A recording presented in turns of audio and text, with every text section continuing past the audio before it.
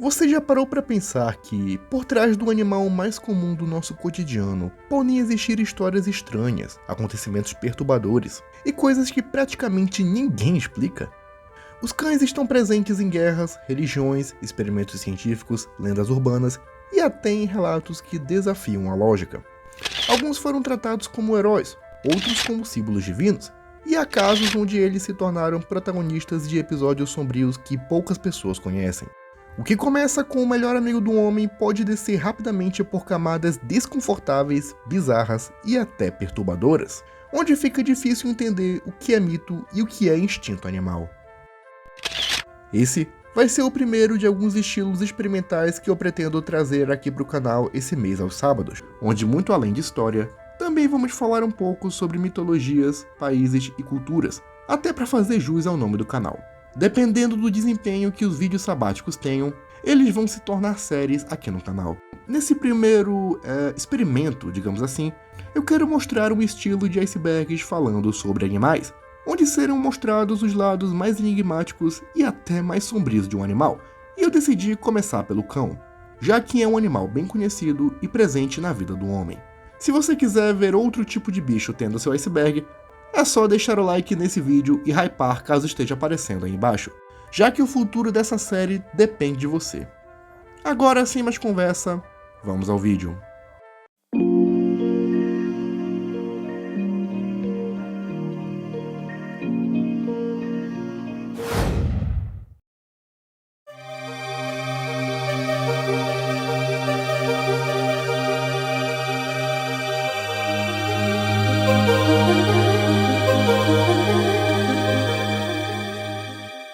Que os humanos e os cães têm uma relação ótima, todo mundo sabe. Não à toa, ele é chamado de o melhor amigo do homem. Mas essa relação é bem mais antiga do que a maioria das pessoas pensam.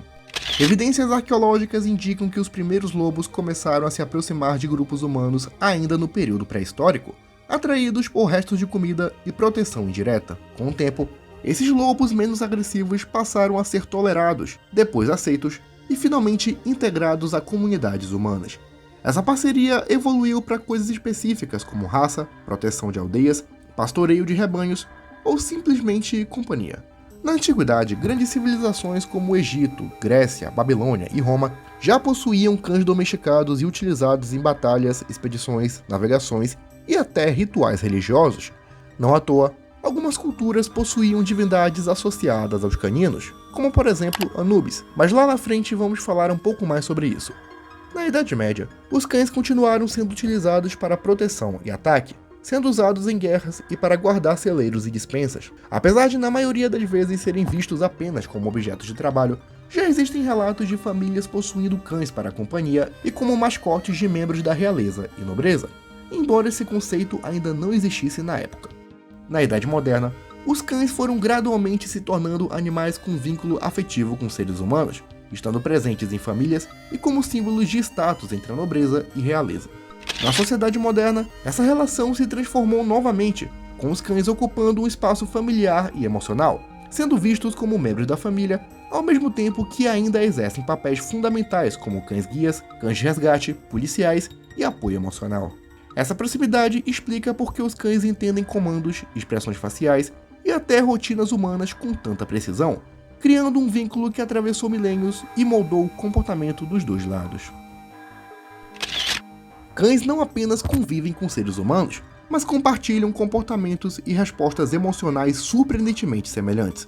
Estudos indicam que eles podem demonstrar alegria, medo, ansiedade, ciúmes e até comportamentos associados ao luto, especialmente quando perdoam seus tutores ou companheiros. Além disso, os seus sentidos são extremamente apurados, em especial o olfato e a audição, capaz de detectar odores imperceptíveis ao ser humano e sons em frequências muito mais altas. Talvez um dos exemplos visuais mais surpreendentes do incrível olfato e audição dos cães sejam os muitos vídeos que existem onde eles se mostram inquietos minutos antes de alguma tragédia natural acontecer, como por exemplo terremotos. Isso pode ser explicado porque eles conseguem captar as ondas sísmicas primárias e ouvir o ruído das rochas no subsolo. Outro exemplo, que também serve de alerta, é o modo como os dogs ouvem os fogos de artifício, já que por terem uma audição 1000 vezes mais apuradas que o dos humanos, o som tem um impacto muito maior. Outras semelhanças entre cães e humanos também aparecem no lado da saúde. Muitos problemas que nós enfrentamos, os bichinhos também enfrentam, como alergias, questões mentais e até o que pouca gente imagina, a alopécia, uma espécie de calvície canina. E sim, por mais bizarro que pareça, os dogs também podem passar por esse evento canônico na vida de todo homem. A diferença é que eles não escolhem, mas você sim. Hoje existem tratamentos acessíveis online e acompanhados por médicos credenciados que ajudam justamente com isso, e é aí que entra a Manual. Essa é uma plataforma de saúde que simplifica o tratamento para calvície de forma prática e segura, conectando você a médicos credenciados e farmácias parceiras, tudo 100% online. Nada de filas, nada de consultas demoradas, nada de sair de farmácia em farmácia sem orientação. Você acessa, responde um questionário de saúde, passa por uma avaliação de um médico credenciado e, se houver recomendação, recebe uma prescrição personalizada, feita de acordo com o seu caso. Nada de promessas milagrosas, mas com acompanhamento profissional e informações claras. O processo é simples e discreto, onde o tratamento é produzido por farmácias parceiras, enviado com frete gratuito e chega até você em uma caixa totalmente discreta. Durante todo o tratamento, você ainda conta com atendimento clínico via WhatsApp para tirar dúvidas e ajustar o tratamento quando necessário. E o detalhe mais importante, esse cuidado pode custar menos do que muita gente imagina, com planos a partir de valores acessíveis no dia a dia. A Manual já ajudou centenas de milhares de homens a lidarem melhor com a queda capilar de maneira responsável, ajudando principalmente na sua autoestima. Se for do seu interesse, o link está aqui na descrição e no comentário fixado. E usando nosso cupom, você garante 40% de desconto no primeiro pedido. Recado dado, vamos continuar com o vídeo. A clássica rivalidade entre cães e gatos é uma das mais conhecidas. É algo tão comum que muitas vezes os cães e gatos são colocados em lugares diferentes da casa, e quando se encontram, começam a se bicar.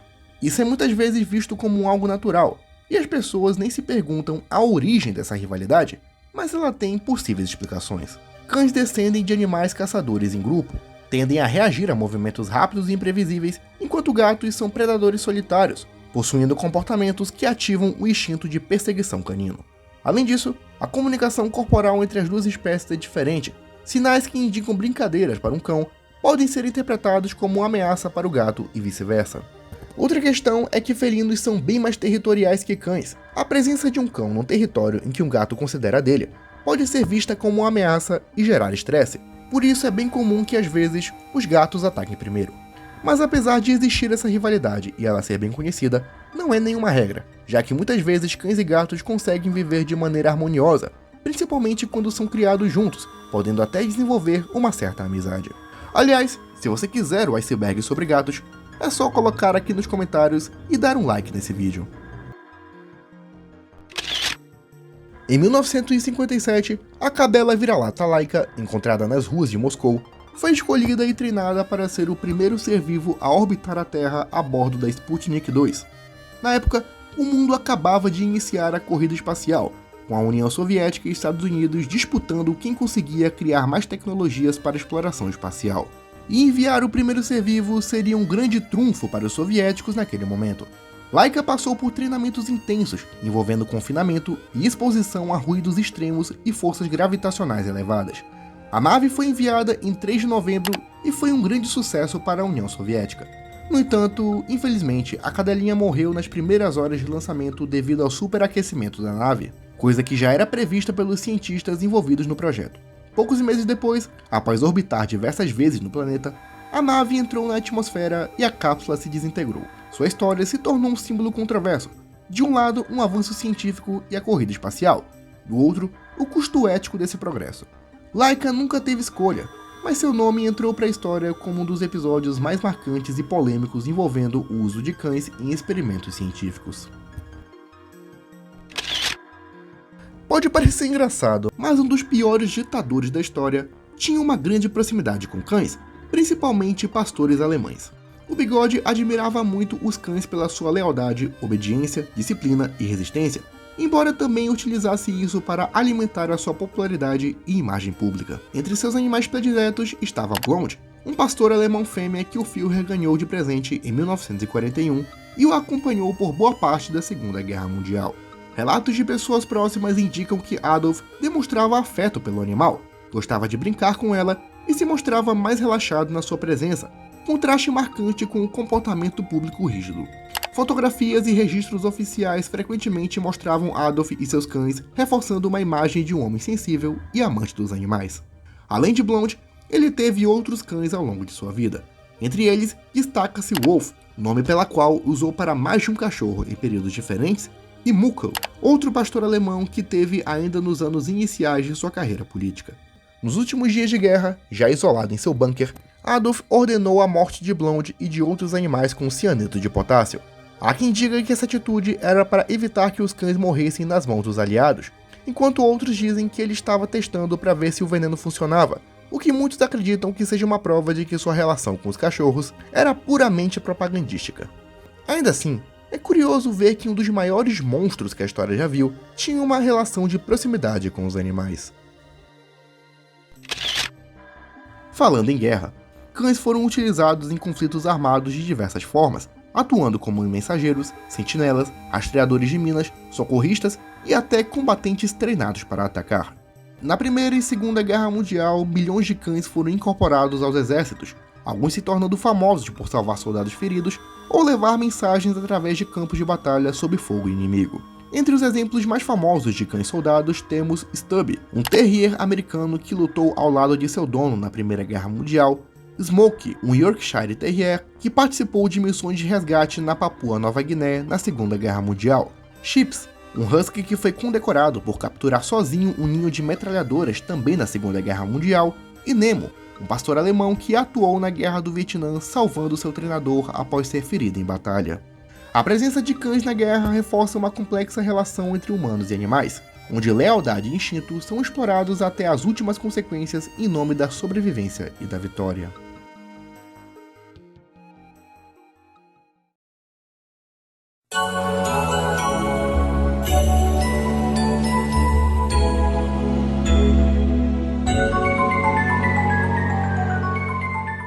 Como já dito na primeira camada, desde as antigas civilizações, os cães ocuparam um espaço especial na sociedade humana. Em muitos casos, esse espaço ia além da convivência doméstica e militar, já que muitos povos chegaram a endeusar cães em seus panteões. O caso mais famoso é Anubis, deus egípcio com cabeça de chacal associado ao submundo e o embalsamamento, considerado também o guardião dos túmulos, guia das almas e responsável por pesar o coração dos mortais no tribunal de Osíris. Também no Egito existia a figura de Upuaut, deus chacal associado à guerra e à abertura de caminhos, além de Duamefut, deus protetor dos vasos canópicos.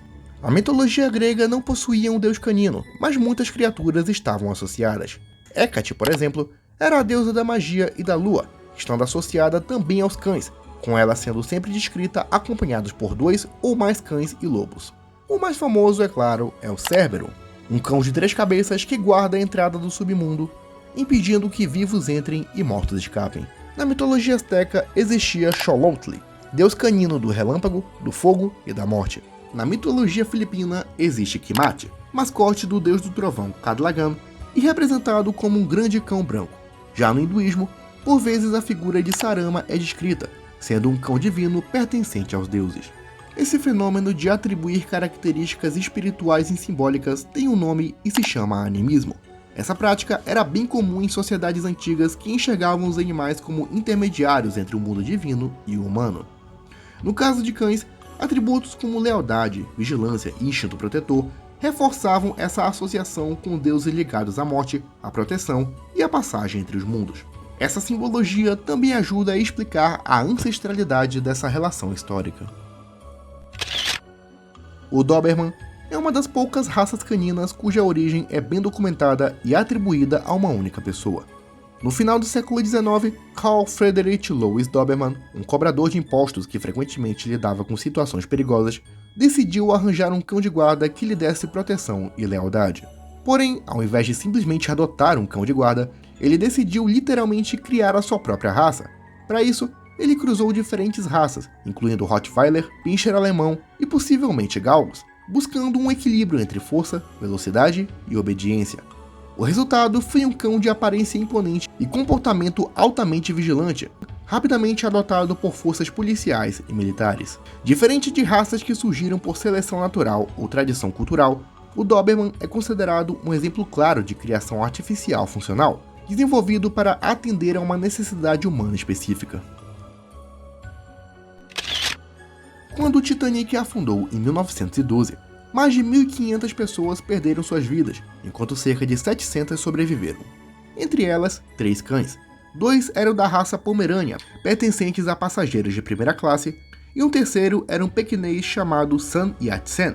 Sim, o mesmo nome daquele revolucionário chinês que curiosamente havia derrubado a monarquia no ano anterior. Por serem pequenos, esses animais puderam ser escondidos em cobertores e levados em botes salva-vidas sem levantar suspeitas, algo impossível para cães de grande porte. Os relatos indicam que a presença desses cães não causou pânico nem interferiu no resgate, passando quase desapercebida no caos da tragédia. Infelizmente, outros cães não tiveram a mesma sorte, incluindo cães, gatos, galinhas e um canário. Ao todo, 9 cães que hoje se sabem que estavam presentes na tragédia, infelizmente faleceram. A ponte Overton, localizada na Escócia, tornou-se mundialmente conhecida por um fenômeno perturbador. Dezenas de cães teriam pulado do mesmo ponto da ponte ao longo de décadas.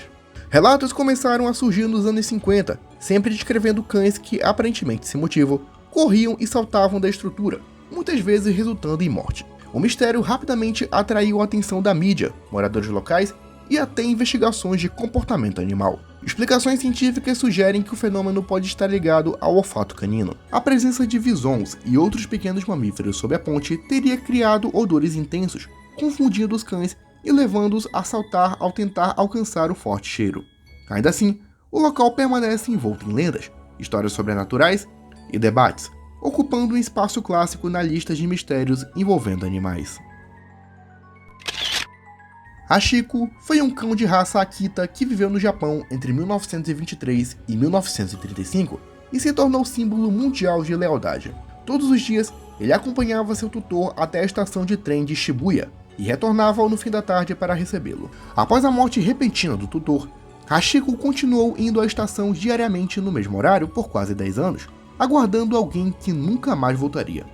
A persistência do cão chamou a atenção da população local, que passou a alimentá-lo e protegê-lo. Após sua morte, Hachiko foi eternizado em uma estátua na estação de Shibuya, que até hoje é um ponto de encontro famoso no Japão. Sua história atravessou gerações, sendo adaptada para literatura e cinema, sendo o filme mais famoso, Sempre ao Seu Lado, lançado em 2009. Ah, esse filme, né, cara? Monstro não chora!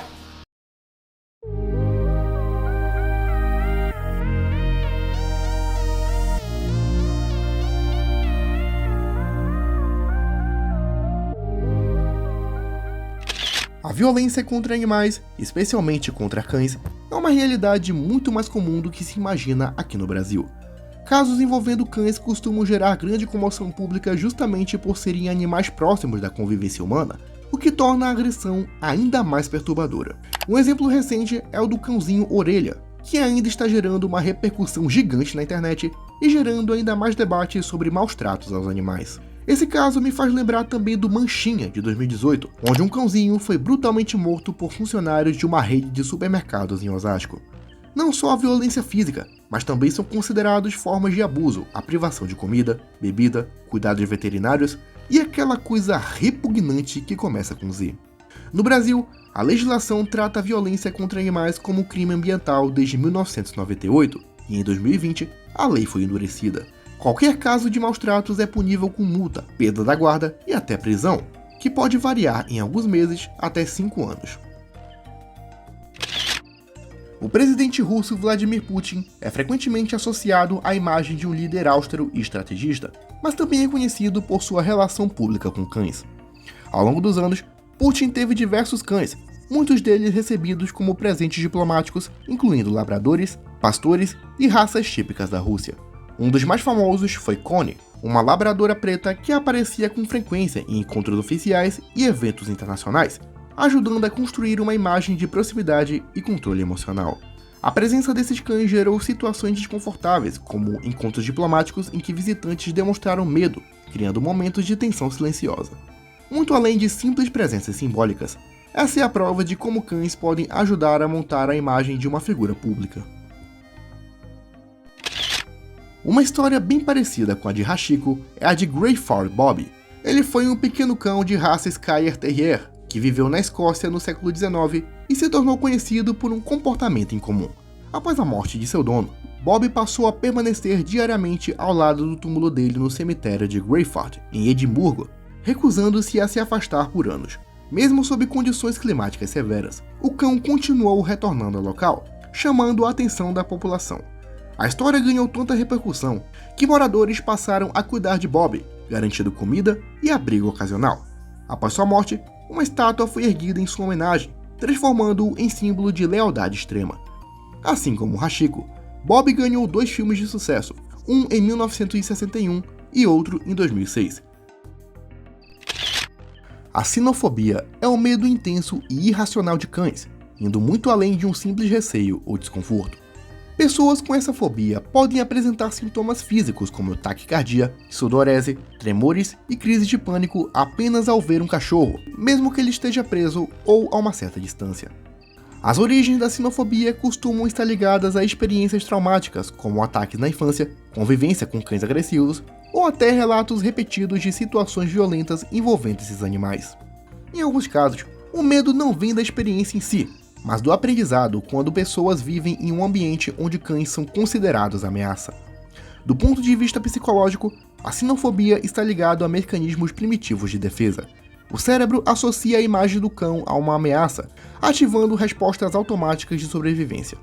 Curiosamente, esse medo pode ser intensificado por notícias sensacionalistas de ataque de animais, criando a impressão de que cães são imprevisíveis e sempre perigosos.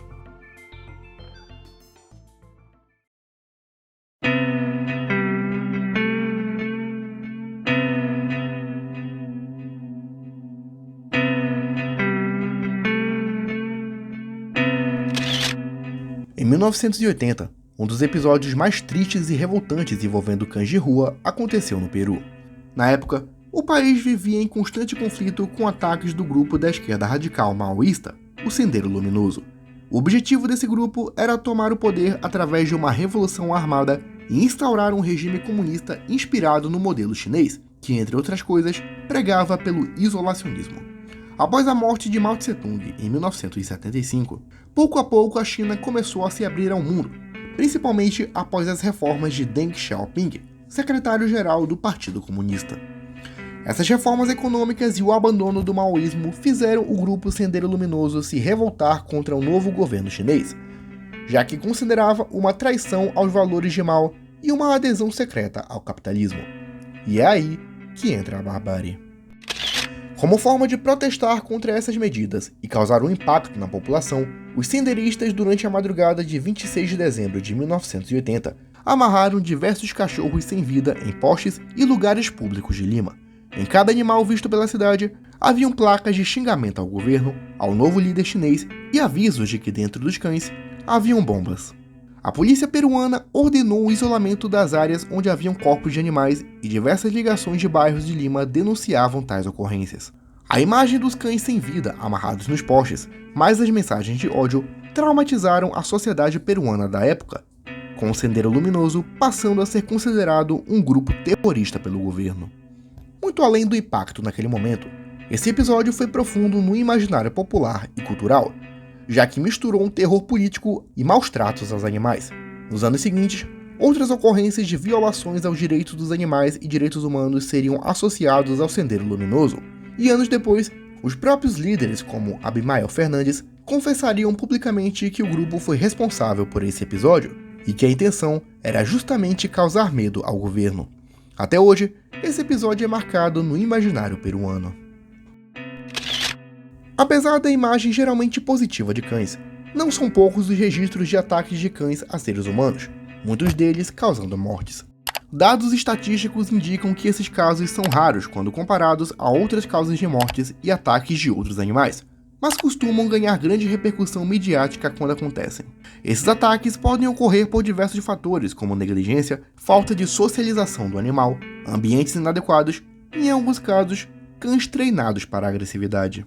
Especialistas apontam que não existe uma raça assassina por natureza, mas sim contextos que favorecem comportamentos extremos. Crianças e idosos aparecem com mais frequência entre as vítimas, principalmente devido à vulnerabilidade física. Esse tópico costuma causar desconforto em muitas pessoas justamente por confrontar a ideia do cão como símbolo de lealdade, revelando que em situações específicas, o instinto pode falar mais alto. Ao redor do mundo, cães também ocupam espaço em lendas urbanas e histórias perturbadoras, justamente por serem animais bem próximos ao cotidiano humano. Na Grã-Bretanha, existe a lenda do cão negro, um cachorro fantasmagórico grande e peludo, com olhos vermelhos e brilhantes. Na França, existe a lenda de Saint Guinefort, um galgo que foi cultuado como santo na era medieval, além do Jimanken, um cão com cabeça humana da mitologia japonesa. Um dos mais conhecidos na internet é o Smiley Dog, uma imagem supostamente amaldiçoada que mostraria um cão com um sorriso humano exagerado. Segundo a lenda, qualquer pessoa que visualize a imagem seria atormentada por pesadelos até repassá-la para outra pessoa. Embora claramente fictícia, essa creepypasta com certeza traumatizou uma geração inteira. Nas redes sociais atuais, não são poucos os vídeos e imagens de cães com comportamentos extremamente humanizados, como andar, sorrir e ter uma expressão semelhante à de um humano. Apesar de muitos acharem engraçado, uma parte do público sente desconforto imediato ao assistir esse tipo de conteúdo. Esse efeito está diretamente ligado ao conceito do Vale da Estranheza, quando algo é quase humano, mas não o suficiente, causando repulsa instintiva. Esse desconforto acontece porque o cérebro humano tenta classificar o que está vendo, mas falha ao encaixar o animal em uma categoria clara. O cão deixa de ser apenas um animal e passa a ocupar um espaço ambíguo entre o humano e o não humano.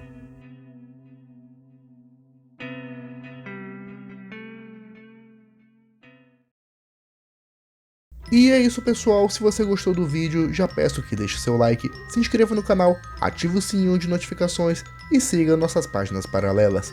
Tudo isso ajuda muito no crescimento e evolução do canal. Sem mais delongas, sem mais conversa, me despeço e tchau.